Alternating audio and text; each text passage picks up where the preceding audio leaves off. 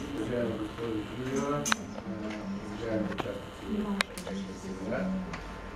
Аз съм радостен, че приемаме домакин на поредния семинар по Закона за достъп до информация.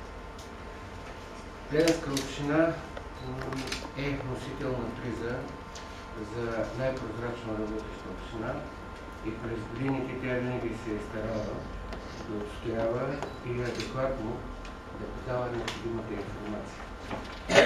Свободата на словото и печата, правото за достъп до информация са изключително важни инструменти на демокрацията и гарантии за демокрацията. И ние като институция, която е най-близко до проблемите на гражданите, която най-често се сблъсква с проблемите на гражданите, сме длъжни да се съобразяваме.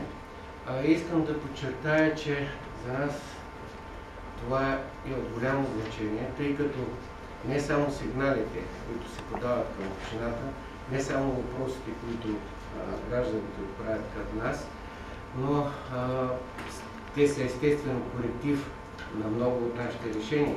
И аз трябва да призная вече, че в 2-годишната си практика именно по този начин съм коригирал редица свои решения, които в ранен етап, които биха и са ме предпазали от по-големи грешки.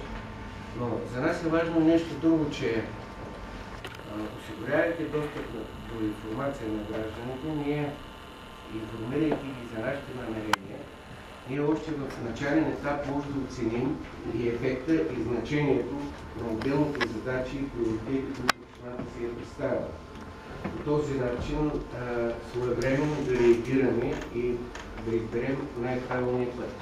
Ето защо определено смятам, че днешният семинар е изключително важен, не само за управленците, за всички граждани на Плевен.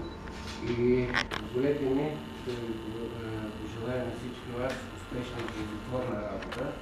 Сигурен съм, че след този семинар ние ще излезем по-готови, по-убедени и всичко това ще допринесе за подобряването работата и на общинската администрация и ще бъде полза на всички нас. Успешна работа!